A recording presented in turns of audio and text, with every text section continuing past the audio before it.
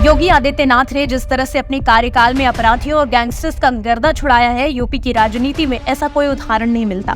पिछले 7 साल में प्रदेश के दुर्दांत और टॉप 10 कैटेगरी के 496 अपराधियों और महिला से जुड़े 28,000 से ज्यादा अपराधियों को सजा दिलवाई जा चुकी है।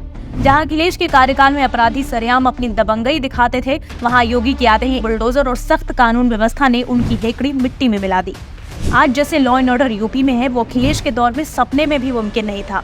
अब अपराधियों को मौका नहीं मिलता, सीधा स्वर्ग नसीब होता है, यानी कि जीरो टॉलरेंस। आज हम आपको योगी कार्यकाल के 7 साल में 7 बड़े कुख्यात गैंगस्टर के खात्मे की कहानी बताएंगे, जिसे सुनकर हर यूपी वासी के दिल में ठंडक जरूर पहुंचेगी और वो ऐसा मानने को मजबूर हो जाएंगे कि यूपी में सिर्फ योगी ही है उपयोगी। तो पहला है मंसूर पहलवान। 2017 में सरकार बनने के बाद डकैती, लूट और हत्या जैसी वारदातों में वांछित मंसूर पहलवान उसी साल मुठभेड़ में मारा गया था। वो कुख्यात काला मुकीम गैंग के लिए काम करता था। अब तक के सबसे चर्चित विकास दुबे के अंत की दास्तां। कानपुर के इस कुख्यात गैंगस्टर ने रेड के लिए गए पुलिस कर्मियों पर हमला किया। उसी दिन से इसकी उल्टी गिनती शुरू हो गई। उज्जैन से दबोचने के बाद पुलिस जिस गाड़ी से उसे ले जा रही थी, उसके एक्सीडेंट होते ही विकास दुबे भागने लगा, जिसमें वो मारा गया। मनीष सिंह। वाराणसी और आसपास के जिलों में आतंक का कारण बना मनीष सिंह उर्फ सोनू अप्रैल 2021 में पुलिस मुठभेड़ में मारा गया था। वो एनडी तिवारी हत्याकांड का मुख्य आरोपी था। इस पर 2 लाख का इनाम था। असद अहमद और गुलाम। कुख्यात गैंगस्टर अतीक अहमद के बेटे असद अहमद और शूटर गुलाम को पिछले साल 13 अप्रैल को एसटीएफ ने मुठभेड़ में मार गिराया था। दोनों पर उमेश पाल हत्याकांड का आरोप था। गौरी यादव एनकाउंटर।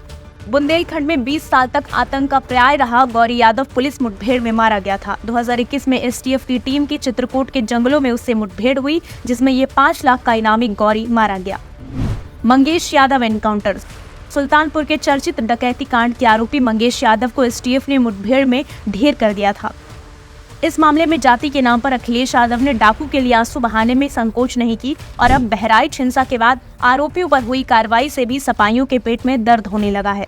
राजनीति के लिए ये इतने गिर चुके हैं कि अब ये हर दिन अपराधियों को बचाने के लिए नए नए नैरेटिव गढ़ते हैं। जैसे कि बहराइच हिंसा पर अगर गोपाल मिश्रा की हत्या हुई तो सपाइयों का मानना है कि गोपाल मिश्रा ही गलत कर रहा था, यानी कि जो हत्यारा है उसके लिए एक शब्द नहीं और जिसकी हत्या हुई उसने ही कुछ किया तभी हत्या हुई। समाजवादी ऐसा इसलिए कर रही है क्योंकि आरोपी उनके वोट बैंक का है, लेकिन योगी सरकार में वोट बैंक और बैंक वोट नामक हथियार नहीं चलता। यहाँ सिर्फ कानून की सुनी जाती है और जो कानून से भागने की कोशिश करे उसका मिट्टी में मिलना तय है। योगी सरकार के आने का नतीजा है कि 2017 के बाद यूपी में गंभीर अपराधों में लगातार गिरावट आई।